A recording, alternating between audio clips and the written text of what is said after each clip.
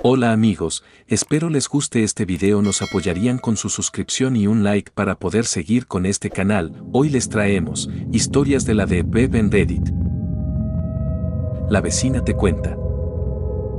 Historia 1. Tengo un auto bastante raro que presentó un código de error también poco común. Lo busqué en Google y encontré que solo una persona más en el foro de la marca del auto había tenido el mismo problema. Ese tipo estuvo durante meses y meses yendo de taller en taller, mientras escribía en ese hilo del foro tratando de resolver el problema. Toda la comunidad del foro intentaba ayudarlo. Así que seguí leyendo ese hilo larguísimo, buscando si alguna vez logró solucionarlo. Y de repente, ya no hubo más respuestas de su parte. Todos estábamos confundidos. Pensamos que tal vez había logrado arreglar el problema y simplemente no se molestó en volver a contarlo. Pero un día, apareció una noticia sobre un hombre muy rico que murió en una celda de una cárcel en Tailandia. Y ahí fue cuando conectamos las historias. Coincidían. El mismo modelo y marca de auto que el del foro. Y ambos decían estar en Tailandia en ese momento. Lo que pasó fue que ese mismo tipo, el que escribía en el foro, fue capturado por la policía tailandesa justo cuando dejó de contestar los mensajes. Resulta que estaba manejando uno de los mercados más grandes del Dark Web, donde se vendían e intercambiaban drogas. Generaba algo así como $1 millón por día en ingresos. Y estaba escondido en Tailandia, viviendo una vida de lujos. Días después de ser detenido, lo encontraron muerto en su celda. La versión oficial dice que fue suicidio. Historia 2. Yo era un comprador ocasional en la Deep Web durante un tiempo, pero poco a poco me fui metiendo más y más, hasta que empecé a pedir paquetes de drogas bastante voluminosos. Si alguna vez estuviste en esos mercados, seguro conoces Alphabay, era la plataforma. La mejor de todas. Le decían el Amazon de las drogas y el fraude. Así de grande era. Pero un día, de la nada, desapareció. Misteriosamente. Todos pensaron que los administradores se habían fugado con el Bitcoin de los usuarios, y bueno, eso era parcialmente cierto. Pero lo que nadie sabía era que en realidad, el sitio había sido incautado por la DEA. Después de eso, toda la comunidad migró a un nuevo sitio llamado Ansa. Tenía un diseño algo raro, medio sospechoso, pero en ese momento era la única alternativa viable. ¿El problema? Resulta que la policía holandesa se había apoderado del sitio. Sí. Con la cooperación de varios gobiernos, estaban operando una plataforma real de distribución de drogas en la Dark Web. Durante más de un mes, Ansa siguió funcionando con normalidad, generando transacciones por más de $1 millón, pero todo ese tiempo estaban recolectando datos de todos los usuarios, incluyendo a mí. Y muchos de los que comprábamos cometíamos errores graves de seguridad. Nada de VPNs ni criptografía bien hecha. Caímos como moscas en su red sin siquiera saberlo. Pero lo peor fue cuando el fiscal general de Estados Unidos, Jeff Sessions, apareció en vivo por televisión nacional. Dio un discurso diciendo que iban a intensificar la lucha contra las drogas y mencionó explícitamente el caso de Ansa. Dijo que tenían datos de todas las compras y que todos los involucrados serían procesados con el máximo peso de la ley. Y como si fuera una escena de película, en medio de ese discurso, el sitio fue cerrado públicamente y lo reemplazaron por una página con un mensaje gigante que decía: este sitio fue clausurado. Todos los compradores serán procesados. En ese momento, me cagué encima del miedo. Literal. Me pasé un mes entero sin dormir. Me imaginaba a los federales golpeando mi puerta en cualquier momento. Y sí, arrestaron a un montón de personas. Pero por alguna razón, tal vez porque no era lo suficientemente importante, o porque no les interesaba tanto, a mí no me pasó nada. Tuve suerte. Muchísima. Pero esa experiencia me dejó con el corazón en la garganta durante semanas. Y sí, desde entonces, no volví a meterme en ese mundo. Historia 3.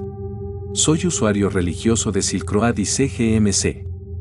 Solía recibir la mercancía en mi dormitorio, pero el paquete no llegaba directamente a mi habitación, tenía que ir a recogerlo a la oficina del edificio del dormitorio. Para mi tercer o cuarto pedido en Silk Road, recibí un correo diciendo que había llegado un paquete para mí, pero cuando fui a recogerlo, un asistente residencial me dijo que el paquete estaba en la oficina del director del dormitorio. Me asusté mucho. Además, por alguna razón, estaba recibiendo muchas llamadas de spam, lo que solo aumentaba mi ansiedad. Estaba muerto de miedo. No fui a recoger el paquete durante como 4 días, mientras seguía recibiendo correos de la oficina del director pidiéndome que fuera por él. No fui porque pensé que era una trampa. Pero después de unos días dije que demonios y fui a recoger mi paquete. Había pagado mucho bitcoins por ese pedido y quería consumir lo que había pedido. Cuando llegué, me di cuenta de que me había asustado sin motivo. La gente que tenía mi pedido no pudo ser más amable. No supieron decirme por qué el paquete había sido entregado allí y no directamente a mi dormitorio. Así que simplemente seguí haciendo pedidos, jaja.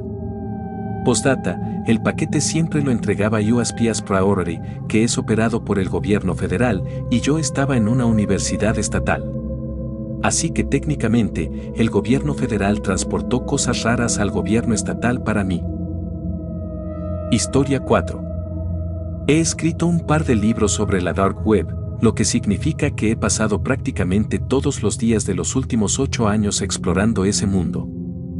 A lo largo de los años hablé con, entrevisté e incluso visité a muchas identidades de la Dark Web, principalmente traficantes de drogas y operadores de mercados oscuros.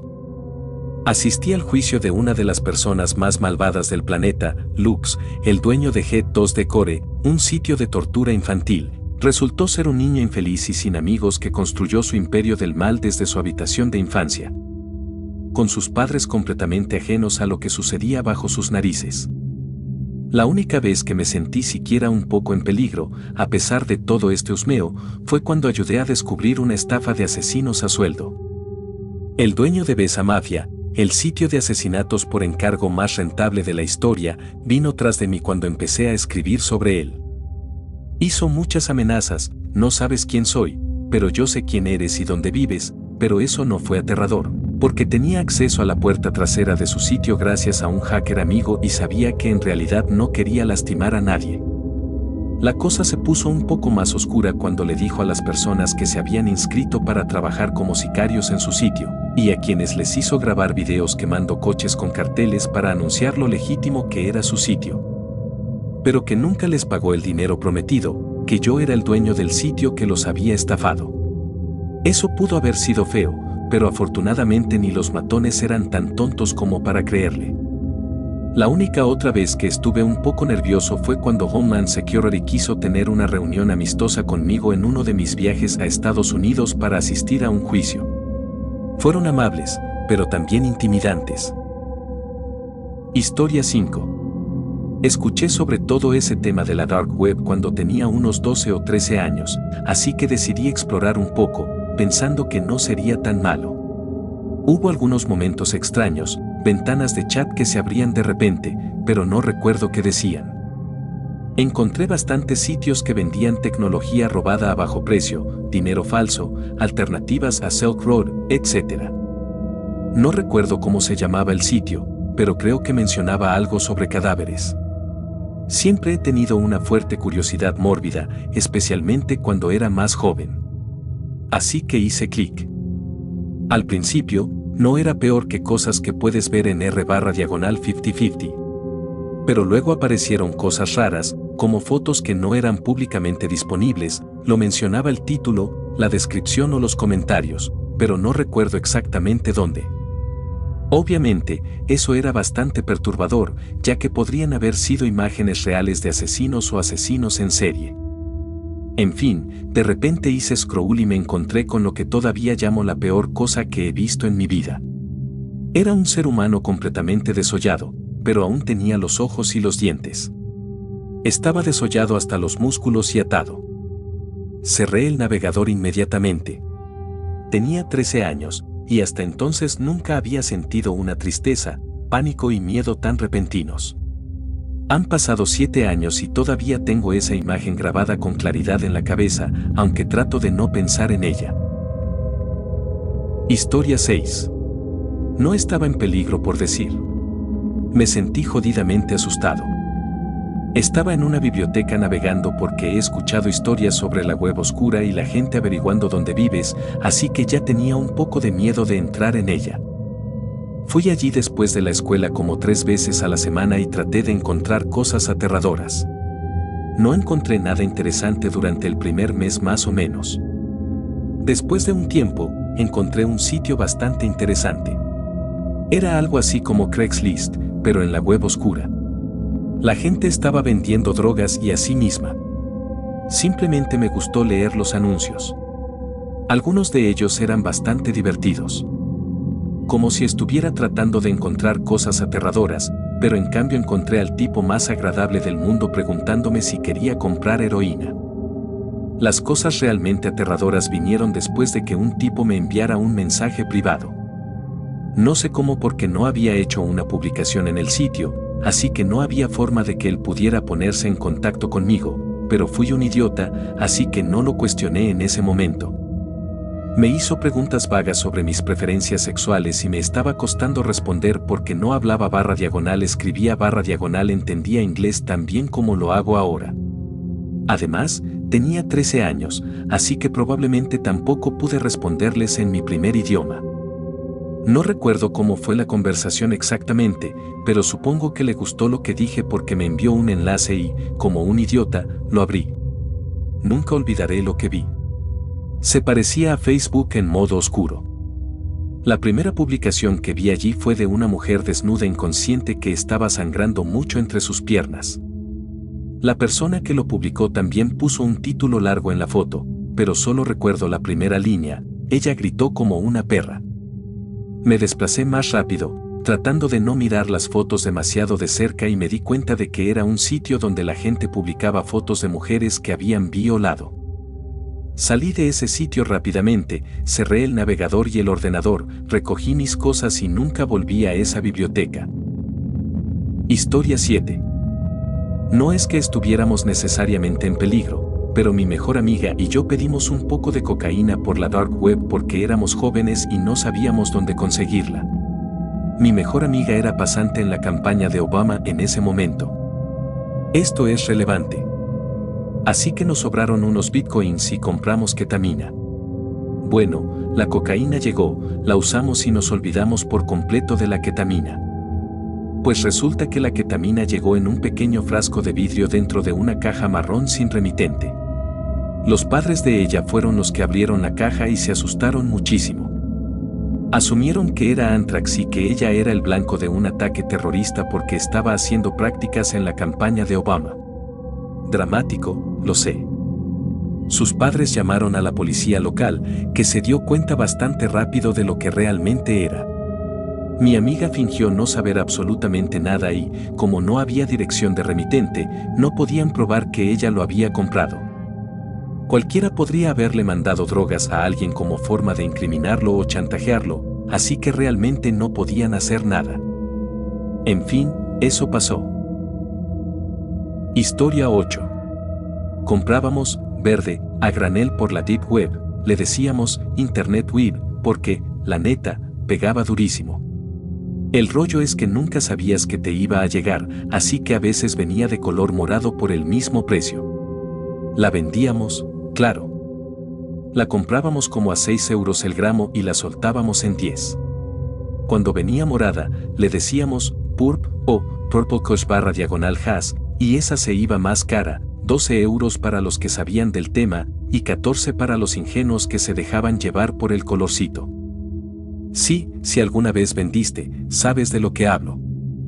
Usualmente la escondíamos entre la ropa interior cuando hacíamos entregas pequeñas, pero cuando pedíamos cantidades grandes, traíamos el paquete en una bolsa de Uber desde una dirección diferente a la del pedido. Éramos 3, operando en una ciudad turística bastante grande y estábamos haciendo buena lana.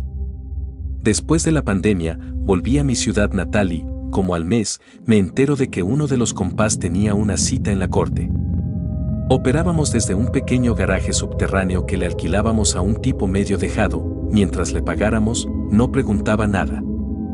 Lo fuerte vino cuando la poli cayó sin avisar. Llegaron directo, sin titubeos, preguntando por el escondite. Yo me enteré después y de inmediato le escribí al compa que se encargaba de los pedidos y el lugar seguro. Me dijo, el sitio ya no está. Lo peor es que todo fue tan preciso que me hace pensar que ya nos tenían en la mira desde hace rato. Y honestamente, no me sorprendería. Historia 9. Espero que esto se pierda entre miles de mensajes. Cuando escuché sobre la Dark Web tuve que verla por mí mismo. Tenía un conocimiento vago de Silk Road y empecé en Agora. El Bitcoin valía menos de $200 por moneda. Casi de inmediato me convertí en dealer. Agora era especial y la confiaban muchos. Luego apareció Abraxas, que fue una buena alternativa. Me absorbió este mundo y el potencial loco de ingresos, y quedé enganchado a esa vida. Subí de nivel y vendía psicodélicos, me respetaban por mi trabajo espiritual. Algunos amigos iban a Raps y vendían Mali. Se acercaba el Spring Break y cuando llegó, el grupo tuvo una caída y uno menos regresó. Encontraron 200 pastillas de Mali en su carro y la policía /DA se volvió loca. Nos siguieron por meses, encubiertos. Solo les interesaba la Mali. Respetaban mi negocio y mi doble vida como gurú psicodélico, incluso fui lo suficientemente audaz para venderles a informantes. Nunca me allanaron, pero eventualmente me descuidé y me arrestaron por MDMA. Vivía en una ciudad pequeña y con los años desarrollé bastante reputación. En la calle me reconocían todos, incluso policías con los que tuve varios encuentros. El MDMA en Estados Unidos es raro, y más aún ser atrapado con él, así que todos tenían opiniones muy diferentes. Agora cerró respetuosamente por problemas de seguridad. Los demás hicieron access scams y todos sabían que el gobierno estaba tras ellos. Podían rastrear bitcoins, cerraron sitios web, nada era intocable. Excepto Alphabay. Probé a Alphabay temprano y nunca confié, pero cuando la competencia desapareció, Alphabay empezó a invertir en sí mismo y se volvió la nueva potencia. Lo usé un tiempo. Después de años usándolo, mi nombre se puso caliente. La aduana en Holanda y otros lugares internacionales empezó a atraparlo. Empecé a recibir solo correo doméstico. Mi nombre estaba en la mira. Tenía cientos de Mali que debían llegar y nunca lo hicieron. En cambio, mi padre recibió un correo del FBI y creo que tenían un entendimiento vago dentro de sus profesiones. No sé. Básicamente le pidieron a mi viejo que me llevara a la estación para preguntas sobre un asunto de seguridad nacional. Así que fui. Resulta que vendí Bitcoin a un terrorista. La entrevista fue educada, me dejaron saber que vieron mi Instagram privado y sabían de mis actividades clandestinas. Lo que no sabían era por qué Muhammad me envió $500 hace 6 meses y qué hice con ese dinero, así que mostré el recibo y quedó todo bien. Me dijeron que debería meterme en ese negocio y me dejaron ir. Seguí vendiendo drogas, cumplí más tiempo y me enderecé. El FBI y la DEA básicamente acabaron con el mercado clandestino y ahora lo alimentan. Subestimamos a nuestro gobierno y la guerra contra las drogas. Los federales controlan la Deep Web. Pueden rastrear cada llamada y mensaje en el mundo. Pueden rastrear bitcoins. Nadie está a salvo. Historia 10. El mes pasado compré una caja misteriosa en la Dark Web solo por diversión. Venían unos cuantos cuchillos de mantequilla, un reproductor de DVD viejo, que funcionaba, una muñeca y otras cosas sin importancia. Tiré todo excepto el reproductor de DVD porque tenía unos CDs viejos que quería revisar.